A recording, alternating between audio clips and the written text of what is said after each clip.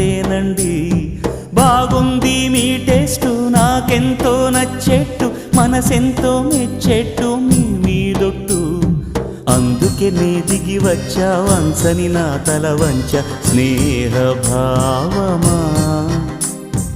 అందుకే నే దిగి వచ్చా వంచని నా తల వంచ స్నేహ భావమా. కళా నిజం నీ కోసమే అనుక్ష